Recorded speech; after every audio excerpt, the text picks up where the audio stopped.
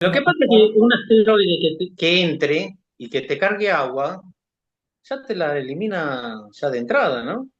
No, espera, espera, espera. No, no es tan sencillo. No. Mira, ahí estoy grabando. Bueno, ahora sí, bienvenido. Vamos a hablar por pedido de la gente, de los miembros del grupo, hablar del origen del agua en la Tierra. Y decía que es un tema bastante complejo, tanto la formación de nuestro planeta, del sistema solar y la existencia de agua en nuestro planeta tiene cierto nivel de complejidad que lo vamos a ver muy por encima, por supuesto. Recuerden que no estamos no estamos haciendo una carrera de astronomía acá, no tiene sentido entrar con mucha profundidad. Es simplemente para que sepan y puedan evacuar la duda de la persona. Siempre hay alguno que puede tener la curiosidad de dónde vino el agua que tenemos en nuestro planeta. Entonces, antes de hablar de eso, tenemos que hablar de otro tema, que es cómo se formó el sistema solar. El sistema solar se formó hace más o menos 4.600 millones de años.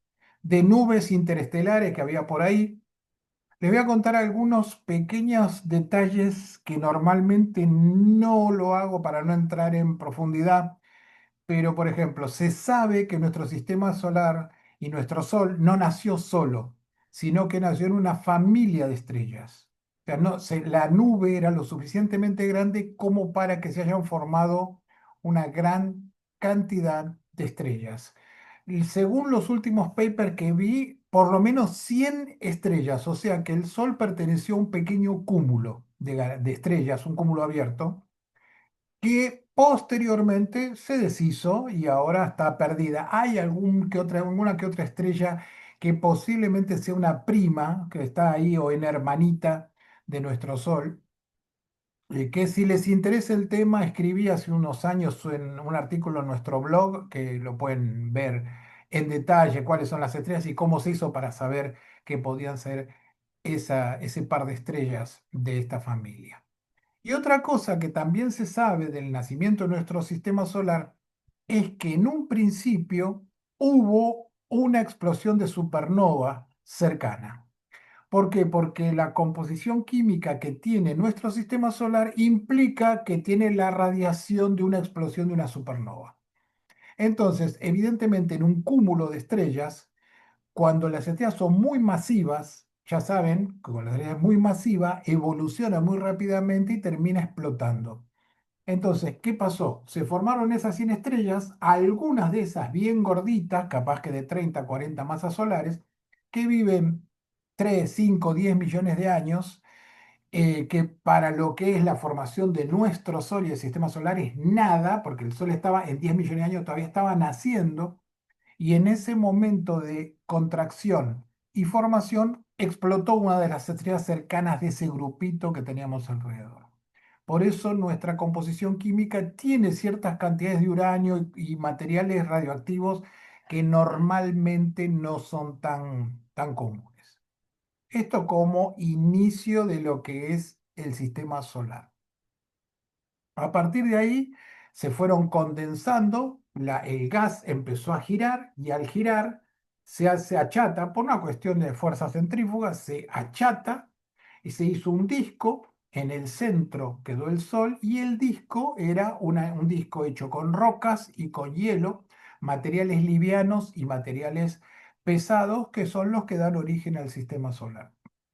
En el momento en que se prendió el Sol como estrella, o sea, pasó de ser una protoestrella a una estrella verdadera, ese pulso de energía de haberse prendido barrió parte del gas hacia afuera, o sea, lo más pesado quedó cerca del Sol y lo más liviano fue expulsado hacia las partes externas del sistema solar. Por eso nuestro sistema solar tiene una distribución de sólidos cerca y material liviano lejos. Obviamente todo el sistema solar tiene hielo, tiene agua, no es que está en un lugar, pero hay mayor cantidad lejos del sistema solar de materiales livianos y más cerca del sistema solar hay mayor concentración de material pesado. Ese es el motivo por el cual los planetas terrestres, Mercurio, Venus, la Tierra y Marte, son sólidos y más allá del anillo de asteroides, tenemos Júpiter, Saturno, Urano y Neptuno, que son completamente gaseosos. Bueno, son gaseosos, no son completamente gaseosos, son gaseosos. Entonces tenemos ahí una distribución diferente de la composición química de los materiales que formaron a cada uno de las familias de planetas. Ahora bien, tenemos un tema que es que ya sabemos que el sistema solar, cómo se distribuyó, cómo estaban los materiales, pero cerca de donde está la Tierra no hay demasiada agua. Hay, obviamente, pero no hay tanta. Entonces, esta es una de las dudas. ¿Cómo cuerno de dónde salió el agua que tiene nuestro planeta? Porque hay una distribución que tiene que ver con esto, la línea de nieve. ¿Qué es la línea de nieve? Y esto no es un tema que se toque demasiado. La línea de nieve es un punto, es una distancia a la cual la temperatura que hay hace que el agua se ponga sólida, se haga hielo. Esa temperatura y esa distancia en el momento, ese número que dice ahí 2,7, 3 unidades astronómicas, es en el momento en que se formó el Sol. Obviamente esto va cambiando, el Sol se va poniendo más caliente, más frío, esa distancia cambia. Entonces, ¿qué sucede? Hay una línea que está un poco más allá del planeta Marte, en la cual el agua puede estar en estado líquido gaseoso y más allá tiene que estar en estado sólido únicamente.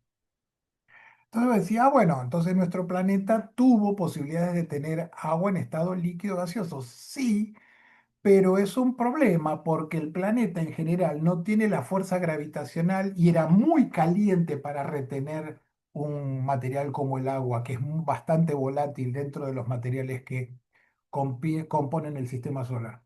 Entonces, primero y fundamental, hay una distribución de componentes químicos livianos cerca, pesados lejos, y después hay una línea divisoria entre donde está el agua líquida y donde está el agua sólida. Hoy la línea de hielo está un poquito más lejos, el Sol está un poquito más caliente que cuando nació, y eso hace que esté más o menos, no llega a Júpiter, pero está casi a la distancia de Júpiter. Eso hace, por ejemplo, pueden verlo tranquilamente, que cuando se prenden normalmente los cometas cuando se empiezan a ver, cuando cruzan la distancia de Júpiter, un poquito más allá, empiezan a materializar su cola y su coma. ¿Por qué? Porque justamente los cometas tienen gran cantidad de agua, más allá de otros componentes como metano, dióxido de carbono congelado. Pero Chau. sí, Esta línea de nieve, perdón si es una pregunta tonta, ¿se ve? ¿Es visible? no, no es visible, es una distancia a la cual la temperatura cambia. Entonces, si vos pones Ah, un tacho de agua, dentro queda líquido gaseosa y si lo pones afuera se congela. Pero no es un límite físico, es un límite de bien. temperaturas. Entonces, no, no son preguntas tontas, son preguntas buenas porque uno va armando mejor la estructura en la cabeza de cómo funcionan las cosas. Entonces, tenemos un planeta sólido, vamos a hablar específicamente de la Tierra, cada planeta tiene su cuestión, vamos a hablar solo de la Tierra. La Tierra tenemos un planeta bastante grande, por suerte, lo cual hace que tenga una fuerza gravitacional bastante importante que permite que mantenga cierta atmósfera a su alrededor. Mercurio no puede, la Luna menos. Son objetos que no pueden mantener una atmósfera, o sea, no pueden mantener materiales livianos fácilmente. Por eso la Luna no tiene absolutamente nada, que tuvo al principio, pero no lo pudo retener, Mercurio tampoco, Venus, la Tierra y Marte han logrado retener algo de su atmósfera. Marte, ahí nomás, porque está lejos, entonces no es muy grande gravitacionalmente, no tiene mucha fuerza, pero como está lejos del Sol, no recibe tanta energía y ha logrado mantener un poco de su atmósfera que realmente ha perdido casi todo. De hecho, Marte se supone que tenía agua líquida en algún momento. No se supone, tenía agua líquida porque en su superficie hay estructuras que son iguales a ríos o deltas. Y lo único que sabemos que puede hacer eso en estas temperaturas es el agua. Entonces, ¿cómo se mantuvo el agua en nuestro planeta? Porque el planeta estaba muy caliente. Cuando se formó estaba a 1000 grados. en el momento de la formación, era lava, siquiera, así para una comparación muy, muy simple. Pero ese material rápidamente se fue enfriando. Entonces quedó como una atmósfera que la fue perdiendo, pero algo quedó. Y ese material, el agua también, fue quedando con las rocas hasta que finalmente quedó retenida dentro de la estructura del planeta. La Tierra se fue enfriando, como decía, bastante rápidamente. Entonces, en pocos millones de años tuvo una costra sólida donde uno podía caminar con una temperatura desagradable, pero se podía caminar. Y el planeta empezó a tener volcanes. Acá, bueno, este lo tendría que haber puesto en otro lugar, no importa. Empezó a tener volcanes que inyectaban gas en el planeta como atmósfera. Y ese gas tenía dióxido de carbono, nitrógeno, tenía agua. Entonces, parte del agua que tiene nuestro planeta viene del propio origen de nuestro planeta. Entonces, ahí tenemos una parte de la respuesta, de dónde viene.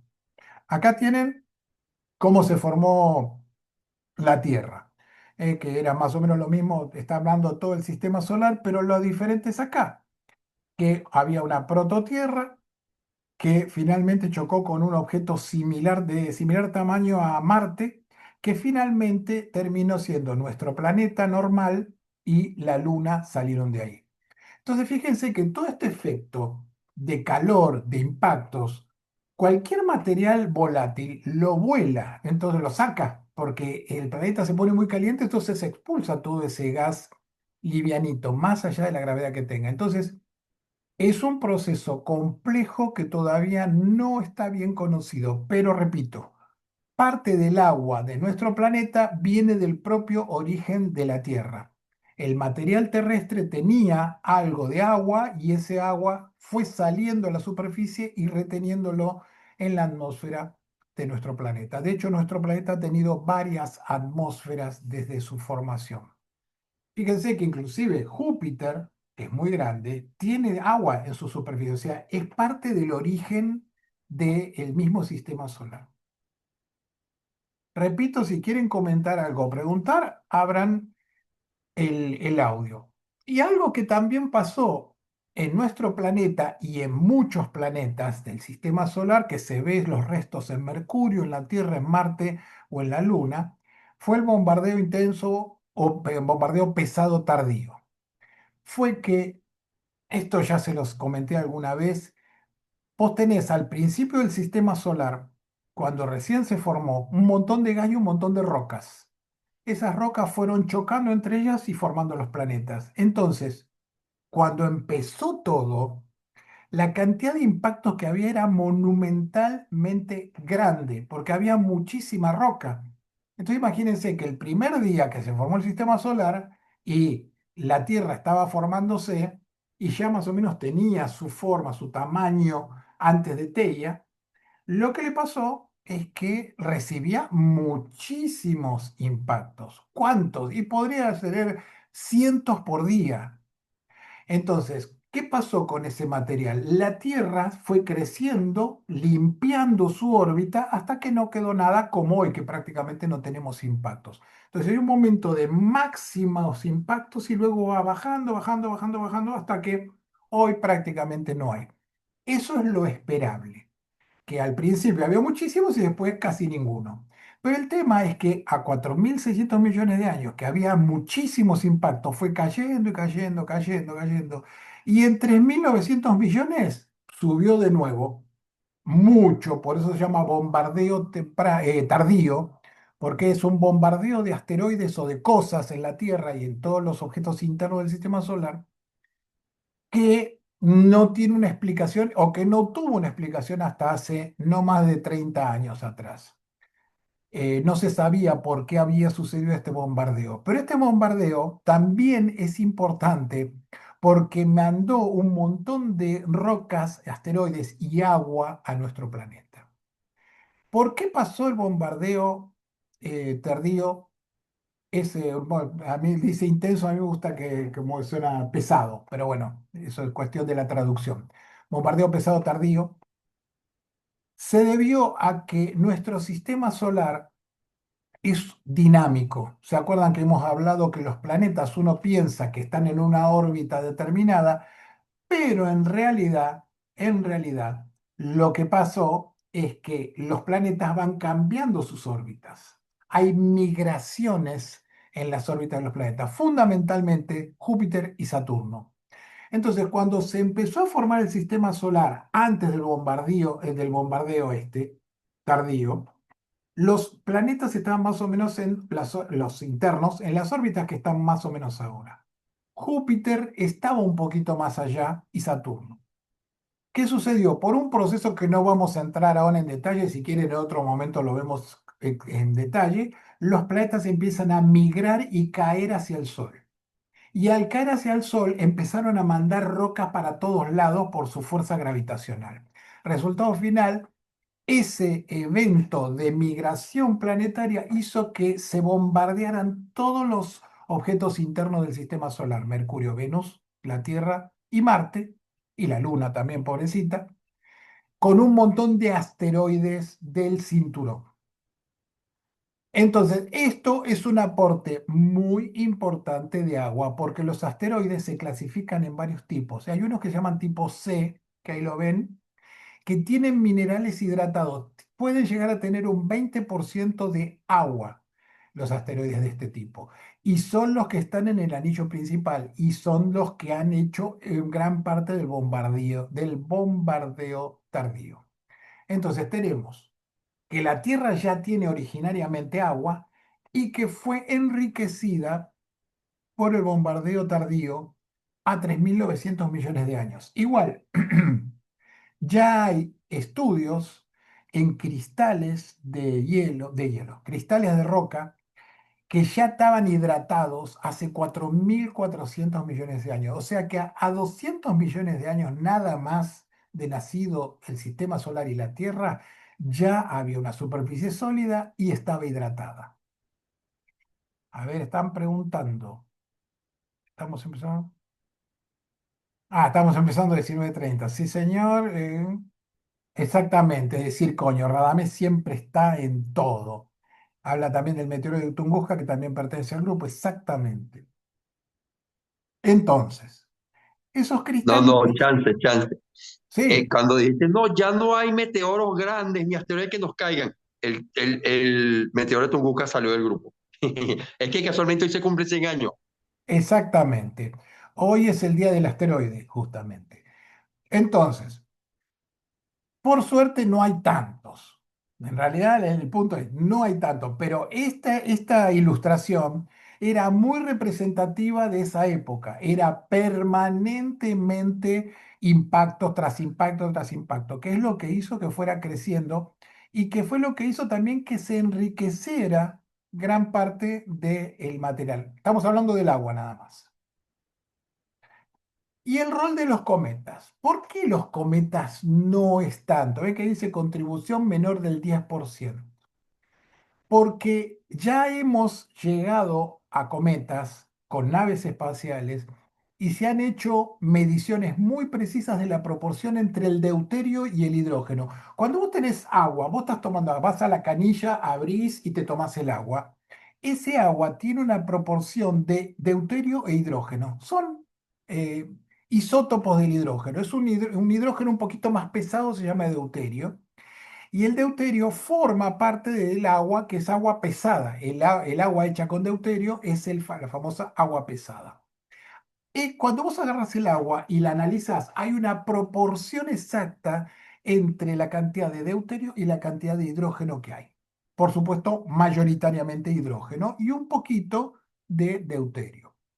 ¿Cuál es el tema? Que los cometas que se han analizado hasta ahora tienen una proporción diferente a la que tiene el agua de la Tierra. Entonces, por eso se cree que hay algunos cometas que sí tienen la misma proporción, pero la gran mayoría de los investigados no. Entonces, no se cree que gran parte del agua que está en la Tierra sea de los cometas. Por otra parte, sí es muy parecida a la proporción de deuterio a hidrógeno de los asteroides tipo C. Entonces, toda esta información nos lleva a concluir, o lleva a concluir a los astrónomos profesionales, yo lo estoy repitiendo nada más, lleva a concluir que el origen fundamental del agua es de la formación de la Tierra y su propia atmósfera, su propia agua interna, más el bombardeo y otros asteroides que hayan caído, fundamentalmente de tipo C, que son los que más contribuyen al agua y que tienen una proporción muy, muy parecida a la que tiene, disculpen, a la que tiene nuestro planeta, el agua de nuestro planeta. Entonces, por eso, a veces las cosas parecen medio mágicas, decir, pero ¿cómo se hace para saber esto? Bueno, esta es la manera. O se hace el análisis de cómo ven. De hecho, se esperaba con varias misiones que se hicieron, la Rosetta, por ejemplo, que fue al cometa Chury-Gerasimenko, sí, a ese cometa, y se esperaba encontrar una proporción muy parecida a la de la Tierra, en la proporción de deuterio-hidrógeno, como para decir, bueno, sí, los cometas, y no. La proporción es completamente diferente. Así que eso no fue una buena resolución. Entonces, fundamentalmente esto, la desgasificación del manto. O sea, el manto de la Tierra se endureció, retuvo parte del agua, eso después generó vulcanismo y en los volcanes se produjeron mucho del agua que nosotros tenemos hoy en día más la que después se fue sumando por los impactos de los asteroides de tipo C. Bueno, esto era lo que les decía recién y lo que decía Radamés, el tema de los circones que tienen 4.400 millones de años con señales de agua. Entonces, que tengan señales de agua hace 4.400 millones de años, quiere decir, como les decía, que en 200 millones de años nada más ya la superficie de nuestro planeta tenía algunas cantidades de agua, o al menos atmosférica, tenían poco de agua. Las atmósferas, como les decía, planetarias, que tienen que ver también con el agua, van cambiando permanentemente. La atmósfera que hoy tenemos nosotros no es la atmósfera que tenía la Tierra al principio, ni la intermedia, ni siquiera la intermedia porque la inicial, la primera atmósfera que tuvo, era prácticamente hidrógeno puro, algo muy parecido a la atmósfera de Júpiter, era la atmósfera que tenía nuestro planeta. Después, con esto, con los vulcanismos, fue cambiando a una segunda atmósfera que tenía cierta cantidad de hidrógeno, de agua, una cantidad más o menos creciente de agua que iba siendo enriquecida, y ya no tenía tanto hidrógeno, algo parecido a lo que sucede hoy. Y finalmente fueron naciendo organismos y esos organismos nuevamente modificaron la atmósfera, enriqueciéndola con oxígeno. Así que fíjense qué complejo que es el proceso desde que nació nuestro planeta hasta hoy en día, que lo estamos destrozando ciertamente, pero fue muy, muy lento el proceso y tomó muchísimos millones de años hacer cada una de estas modificaciones. Pero imagínense la cantidad de microorganismos, algas verdeazules y otros que las cianobacterias, está full Radamés, las cianobacterias exactamente, que realmente han logrado modificar la atmósfera de nuestro planeta. E inclusive recién llegó a la proporción de oxígeno que tenemos hoy, al 70% de la proporción que tenemos hoy, hace como 400, no más, algo así como 600 millones de años.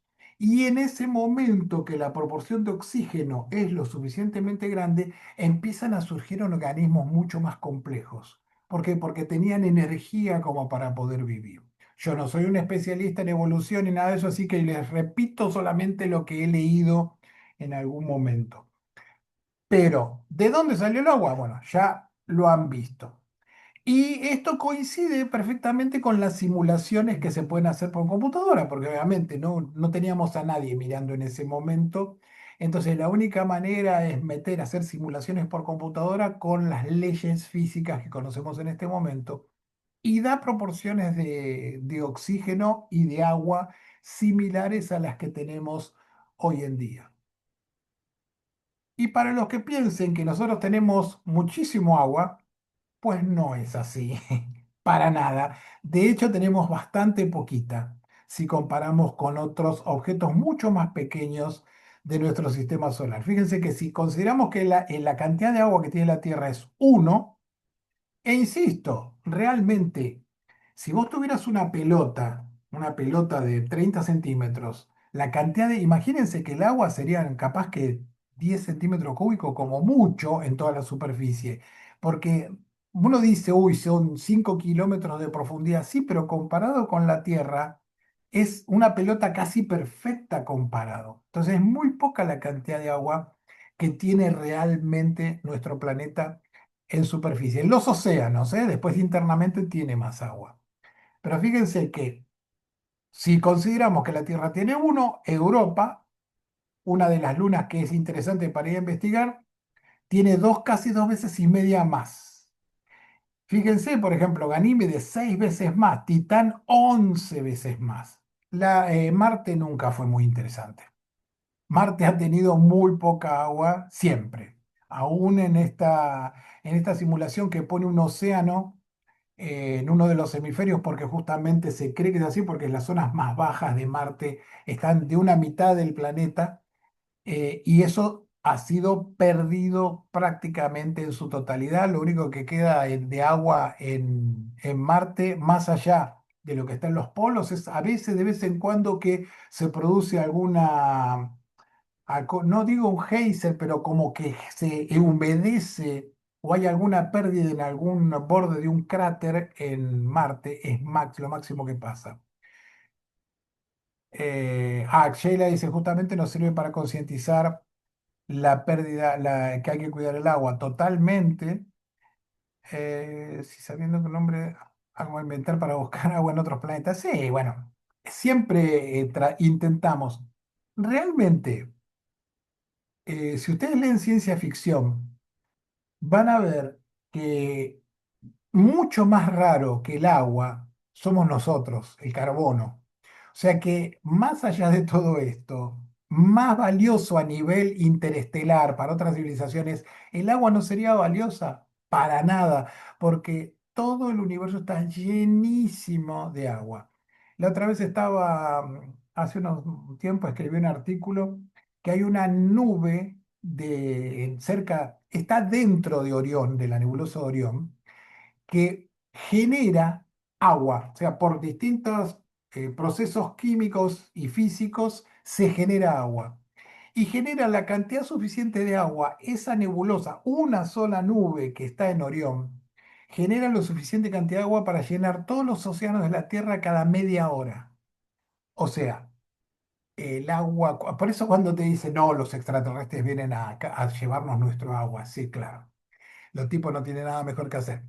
El agua es un elemento raro, pero comparado es muy común. Es fácil encontrar agua en toda la galaxia.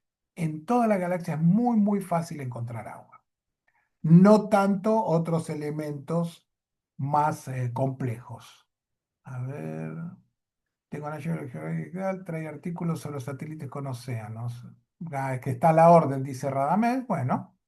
Ahí Radamés siempre nos regala alguna cosa interesante.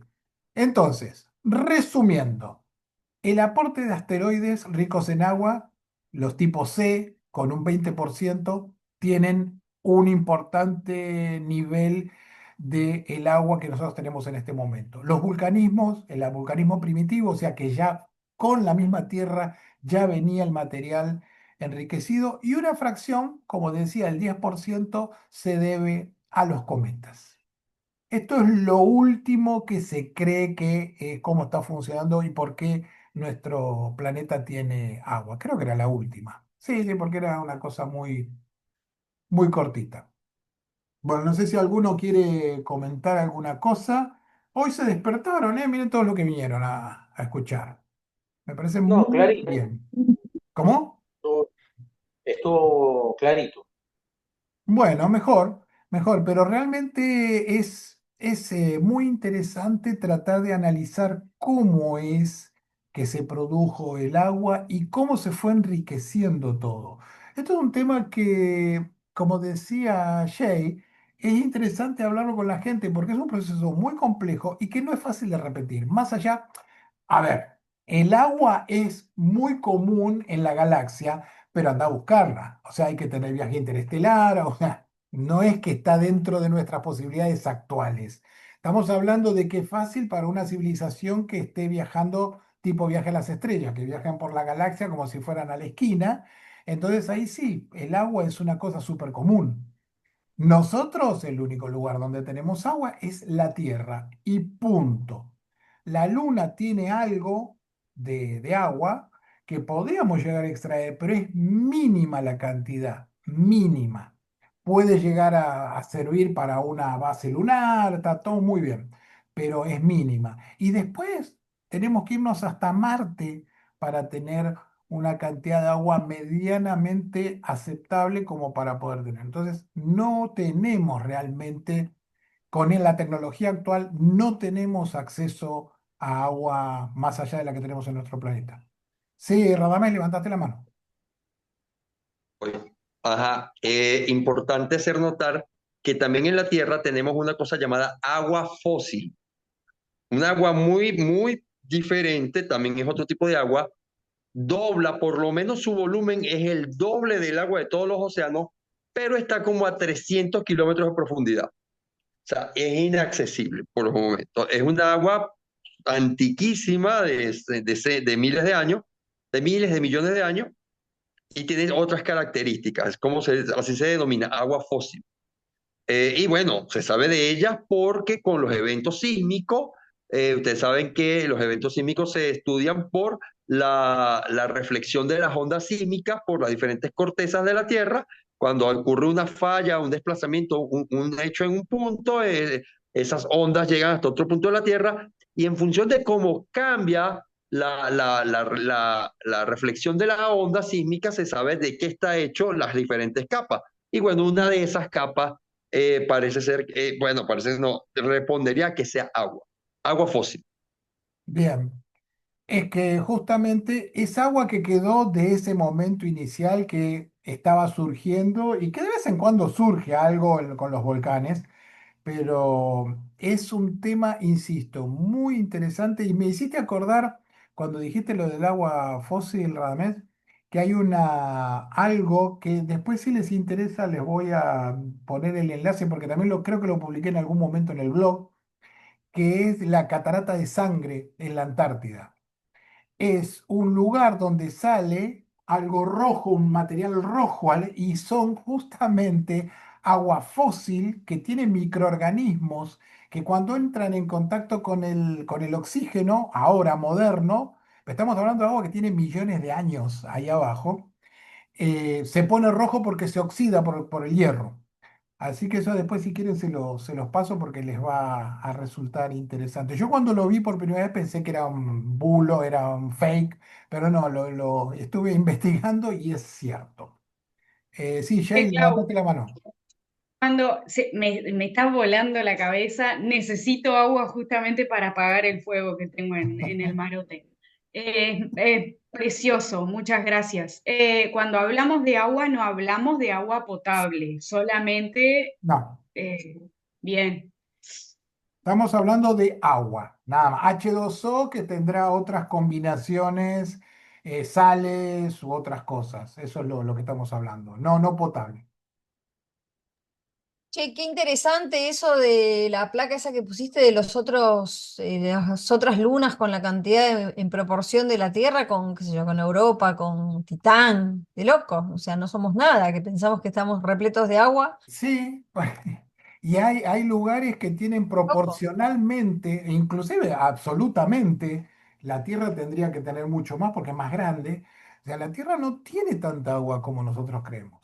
Proporcionalmente los otros tienen, viste, lo que era Titán. Titán Tremendo. es monstruosa la cantidad de agua que tiene. Que ser agua congelada, de hielo, lo que vos quieras, pero tiene una proporción de agua realmente importantísima, otros objetos del sistema solar. Entonces, por Qué eso me bueno. Por pareció cierto, interesante. ¿Cómo, Radamés? por, por cierto, hay la misión JUICE, la que va, creo que es a Júpiter, ¿no? la que va a analizar bueno, una de sus astrofísicas que son protagonistas en el proyecto es una venezolana con la cual yo tengo trato, que es Miriam Rengel. Vamos a ver si la intención de haber hecho contacto con ella, ella está en la agencia europea, es precisamente que me colabore con algunas charlas para niños aquí en Venezuela, cuando puedas un enlace, porque yo le planteé a ella lo siguiente: tú estás muy bien ahorita, hiciste realidad tu sueño, una mujer de física, una mujer científica, pero ¿qué habría pasado si tú estuvieras en quinto grado y una persona como tú, de tu misma nacionalidad, te hablara desde un laboratorio? ¿Cómo quedaría? No, bueno, eso es lo que quiero que me ayudes a hacer con los niños ahora en Venezuela. Pero ahora bien, podría yo tratar de cuadrar con ella para ver si un día esto la traemos y que nos hable de esa misión. Buenísimo. Y así voy practicando, porque la idea es que que yo quiera dar una charla de eso. Entonces yo decir, ¿quién soy yo para hablar de esto? Aquí está la directora, aquí está la jefa del experimento. Entonces poder hablar con más detalle de lo que va a ser esa misión cuando esté desarrollándose, como dentro de 6 años, más o menos, 5 años. Sí, buenísimo, buenísimo. Además, acá será bienvenida en este lugar. Cuando todo lo que sean profesionales que quieran participar serán súper bienvenidos porque más información de primera mano imposible. Así que nunca, nunca mejor la cosa. Bueno, ¿alguno quiere comentar algo más? Si no, hoy vamos a hacer rapidito. Así Importante, rapidito, sí, sí. ¿No? qué importante fue tener la atmósfera que tenemos, ¿no? Para retener esa agua. Y sí. A ver, nosotros nos fuimos adaptando a las circunstancias de nuestro planeta. De hecho, nuestros ojos son más sensibles al color del sol. No es casual, es un tema de adaptación a lo que tenemos alrededor nuestro. Y con el agua exactamente lo mismo. De hecho, la vida no podría existir sin agua. Hay un experimento que se ha hecho con el experimento, ahí no me puedo acordar el nombre de los que lo hicieron. Bueno, pero es que generaron aminoácidos en base a elementos abióticos. O sea, empezaron con gases, Pickering creo que era uno de ellos. Y, Prototierra, quizás, ¿cómo? una prototierra, ¿no? Claro, Que no, lo que inventaron. hicieron fue en la década del 50 hacer un experimento en el cual pusieron un tacho de vidrio con un suelo normal y le metieron gases que son los que supuestamente tenía nuestra atmósfera primitiva y con descargas eléctricas replicando rayos o radiación ultravioleta porque todavía no había oxígeno. De hecho, el primer experimento que se hizo salió mal porque le metieron oxígeno y dijeron, che, pero no tenía oxígeno en esa época. Sacaron el oxígeno, mandaron hidrógeno y después de unos días de estar procesándolo se empezó a poner negro y al analizarlo eran aminoácidos. O sea, se generan aminoácidos a partir de elementos no biológicos, gases y cosas muy normales, muy comunes. Entonces, sabemos cuál es el proceso de ese primer escalón. O sea, el primer escalón es que los aminoácidos son la base de las proteínas, o sea, tenemos ahí algo interesante. Ahí pasar a un ser, un organismo, me parece que todavía estamos lejísimos. Pero ya sabemos cómo es. Y lo que les quería comentar es que justamente se ha hecho este experimento de muchísimas maneras y en la única forma en que funciona que se forman aminoácidos es si hay agua. Si vos haces todo el experimento y no sacás el agua, no se forma nada. Entonces, fíjense la importancia que tiene el agua para los organismos biológicos y para lo que estamos acá ahora. Así que es importante. Más allá de que hoy prefiero una cervecita, pero tiene algo parecido, digamos, adentro, al menos líquido. Bueno, chicos, ¿alguno quiere comentar algo más? No, no, no más que ese experimento que vos mencionabas, Claudio, replicó, ¿no? esa atmósfera primitiva con anhídrido carbónico, metano, agua, ¿no? Y de esa manera, bueno, con descargas eléctricas pudo generar sustancias orgánicas, aminoácidos, cosas muy básicas, que explicarían un origen, digamos, abiótico de la vida, ¿no? Así que sí, sin agua había sido imposible, ¿no? Por eso Exactamente. estamos Pero fue hechos muy de agua, los interesante. seres más primitivos están hechos de agua, ¿no? Básicamente provienen del mar, de la evolución de la vida en el mar, ¿no? Exacto, exacto. Igual como hay gente que sabe mucho de biología que está por ahí, yo prefiero no hablar mucho del tema biológico, más allá de saber un poco del tema químico y me porto bien, ya no me meto mal la cuchara. En general uno tiene que aprender a hablar de lo que conoce nada más, porque si no así evitamos la guitarra que habitualmente nos suele acompañar a los argentinos fundamentalmente. No sé, bueno, no sé, Radamés me parece que anda bien con la guitarra también, pero nosotros somos especiales para eso. Liliana, muy interesante concientizar la presentación. Sí, totalmente. Bueno, yo les he comentado muchas veces que las excursiones que yo armo de astroturismo siempre al final tiene un mensaje de conservación y de ecología. Siempre. Me parece que es muy importante porque es como que hasta que vos no lo vivís y estás ahí y se lo explicás, la dificultad de todo esto, es como que no lo llegan a entender realmente.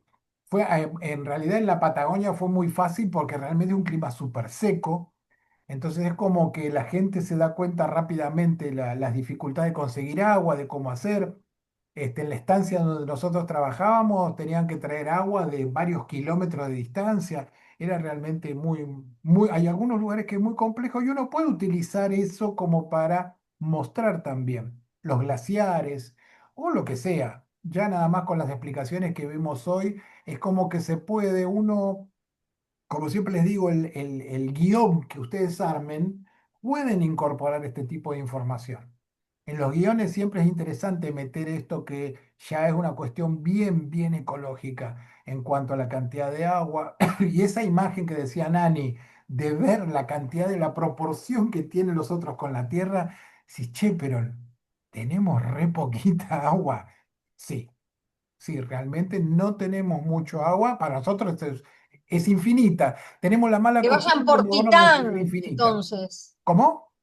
Que vayan por Titán en vez de por nuestra agua. Claro, los extraterrestres que vayan a Titanic acá nos vengan a molestar, que tenemos otros No, los que nos problemas. quieren sacar el agua, que vayan a Titán, si hay un montón, que no jodan. Exactamente. Es que yo creo que ellos la tienen clara, ¿eh? El tema son los que están acá que guitarrean peor que nosotros. ¿Será por eso que no los hemos visto? Precisamente están allá Claro, buscando esa agua. puede ser, puede ser, puede ser. Bueno, es que la gente le gusta tanto guitarrear con estos temas y armar cosas con estos temas que, bueno, cuanto más información tengan, mejor. Yo a veces no quiero profundizar demasiado con algunos temas, pero después digo, pero es importante que sepan por qué se dicen determinadas cosas, porque eso les va a dar más información para poder defender una posición, que uno, cuando está ante el grupo de gente, tenés una posición adoptada y algo que explicar. Entonces, por eso a veces profundizo un poquito más en algunos temas que me parecen más relevantes como para que ustedes tengan más información. ¿No? Ahora sí, che, no los aguanto más, así que voy a ir cortando. Ah, eso no lo tendría que haber dicho porque lo estoy grabando. La que voy a cortar.